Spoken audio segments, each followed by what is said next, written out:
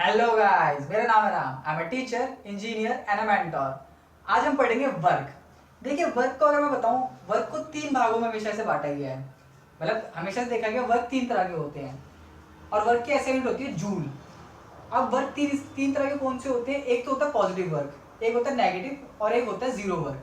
तो आइए समझते हैं पहले पॉजिटिव वर्क को। पॉजिटिव वर्क वो वर्क होता है जिसमें हम ऑब्जेक्ट के ऊपर जिस डायरेक्शन में फोर्स लगाते हैं उसी डायरेक्शन में वो ऑब्जेक्ट मूव करता है, डिस्प्लेसमेंट करता है, उसी डायरेक्शन में वो आगे बढ़ता है, मूवमेंट लेता है। ठीक है, यानी कि अगर मैं इसको समझाऊं, when a force apply on an object and the object displace in the direction of applied force, तो वही बात है कि जिस डायरेक्शन में हमने फोर्स अप्लाई करी एक ऑब्जेक्ट के ऊपर उसी डायरेक्शन में वो मूव कर रहा है, उसी डायरेक्शन में वो आगे बढ़ रहा है, उसी डायरेक्शन में वो डिस्प्लेसमेंट ले रहा है, तो उस मूवमेंट में कहता है पॉजिटिव वर्क हुआ है। ये हुआ केस वन।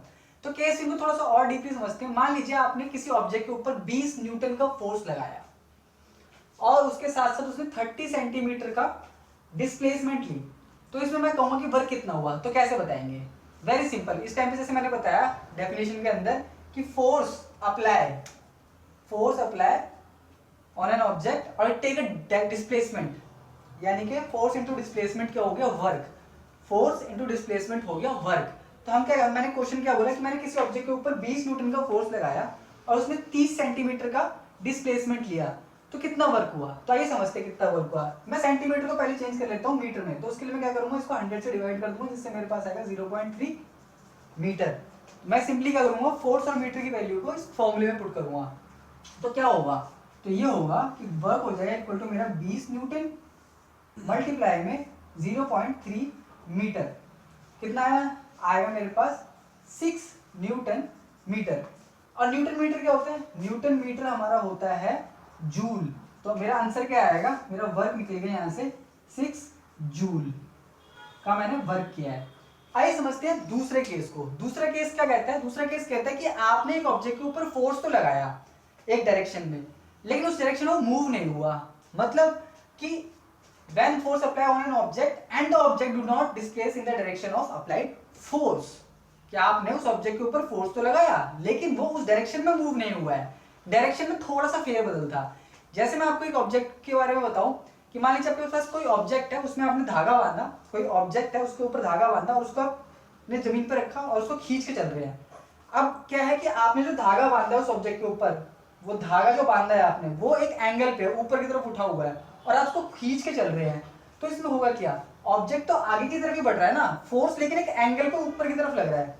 फोर्स एक एंगल पे ऊपर की तरफ लग रहा है लेकिन ऑब्जेक्ट आगे की तरफ मूव कर रहा है। उस सिनेरियो में क्या हुआ? एक एंगल पे एक एंगल बनता हुआ दिखाई दे रहा है उसकी डिस्प्लेसमेंट और फोर्स के बीच में। तो उस सिनेरियो में क्या हुआ कि आपने फोर्स जिस एंगल जिस डायरेक्शन में लगाया उस डायरेक्शन में मूवमेंट नहीं हुई है, मूवमेंट हुई है दूसरी डायरेक्शन में। तो इस कंडीशन में क्या होता है, हम पाइथागोरस थ्योरम का इस्तेमाल करते हुए उसका एक बहुत ही अच्छा तरीका है, उसको यूज करते हैं। जैसे कि हमने माना कि जो धागा है जिस पे फोर्स लग रही है वो उसको हम हाइपोटेन्यूस मान लेते हैं और वो बेस जिसके ऊपर वो डिस्प्लेस कर रहा है ऑब्जेक्ट उसको मैं बेस मान के अपना फॉर्मूला लगाता हूँ, जिसकी वजह से कॉस थीटा की हेल्प लेके हमारा वर्क डन का फॉर्मूला निकलता है। Work done equal to F cos theta into displacement S. इसको मैं और अच्छा रिजॉल्व करूं तो क्या बनता है?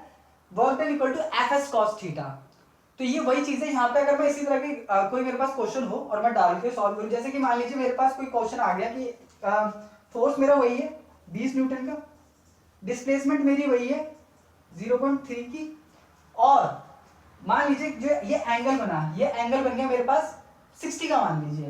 तो cos 60, तो cos 60 की वैल्यू क्या होती है? यहाँ पे तो मेरा आ गया 6 न्यूटन इंटू में cos 60 की वैल्यू क्या होती है? 1/2। तो यहाँ से मेरे पास कितना वर्क हो गया मेरा? यहाँ पे मेरा वर्क हो गया 3 न्यूटन मीटर, यानी कि 3 जूल का।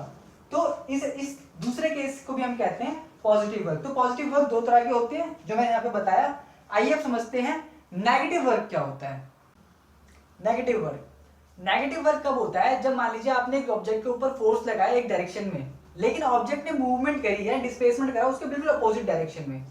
मतलब आपने फोर्स लगाया जिस डायरेक्शन में ऑब्जेक्ट की डिस्प्लेसमेंट हुई है उसके ठीक अपोजिट डायरेक्शन में, तो उस कंडीशन में मैं बोलता हूं ये हुआ है नेगेटिव वर्क।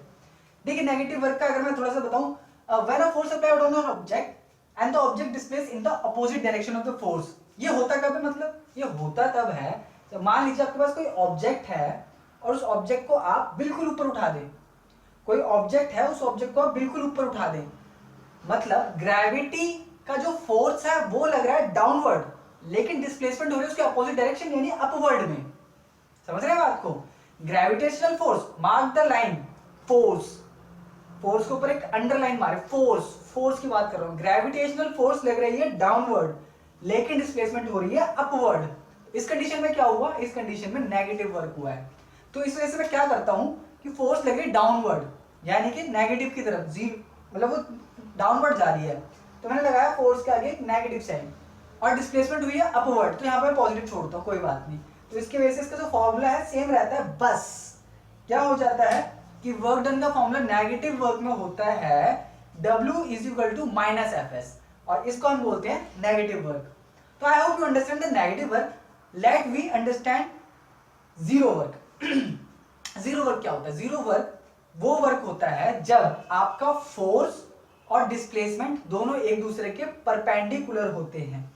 जब आपका फोर्स और डिस्प्लेसमेंट दोनों एक दूसरे के परपेंडिकुलर होते हैं, उस कंडीशन में बोलता हूं कि यहां पे जीरो वर्क हुआ है। ये एक केस है, जैसे समझने की कोशिश करते हैं। When direction of the force and the displacement of the object is perpendicular to the each other, ये होता कब है? जब एक कुली अपने सर के ऊपर बोझा डालता है, बहुत सारा लोड लेता है अपने सर के ऊपर, और उस लोड के साथ वो आगे बढ़ता है, जिस भी डायरेक्शन में बढ़े, होगा क्या? फोर्स जो उसके सर के ऊपर रखा हुआ है वो 90 के एंगल पे नीचे आ रहा है, और डायरेक्शन जिसमें वो डिस्प्लेसमेंट कर रहा है कुली जिस डायरेक्शन में डिस्प्लेसमेंट कर रहा है वो अपने आप 90 पे चेंज हो जाता है। समझ रहे हैं? तो फोर्स और डिस्प्लेसमेंट के बीच में जब परपेंडिकुलर हो जाता है, फोर्स डिस्प्लेसमेंट के परपेंडिकुलर हो जाता है और 90 का एंगल बनाते हैं दोनों, उस कंडीशन में हम बोलते हैं जीरो वर्क हुआ है, कोई वर्क नहीं है। अच्छा, हम अगर वैसे सोचे तो हमें तो लगता है यार वर्क तो कहते हैं, कितना भारी बोझा लेके बंदा इतनी दूर तक चला है, लेकिन हम ऐसे क्यों कहते हैं? क्योंकि साइंस यही बोलती है जब परपेंडिकुलर हो ये दोनों एक दूसरे के, फोर्स और डिस्प्लेसमेंट एक दूसरे के परपेंडिकुलर हो, इस कंडीशन में हम नहीं बोलते कि ये वर्क हुआ है, इसको हम जीरो वर्क बोलते हैं। अच्छा, दूसरी कंडीशन क्या है जीरो वर्क की? मान लीजिए आपने किसी ऑब्जेक्ट को धक्का दिया, लेकिन वो ऑब्जेक्ट डिस्प्लेस हुआ ही नहीं, वो ऑब्जेक्ट आगे बढ़ा ही नहीं, उसने मूवमेंट ली ही नहीं। फोर्स तो आपने दिया, पूरा दम लगाया, लेकिन वो बढ़ा ही नहीं आगे, तो हम कैसे कहते वर्क हुआ है? तो इस कंडीशन में भी हम बोलेंगे कि यहाँ पे भी जीरो वर्क हुआ है। तो दो कंडीशन है जहां पे हम बोलते हैं जीरो वर्क हुआ है।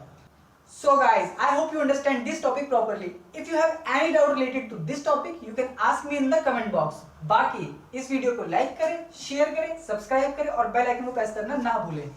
अगली वीडियो में फिर मुलाकात होगी एक नए टॉपिक के साथ। जब तक के लिए गुड बाय।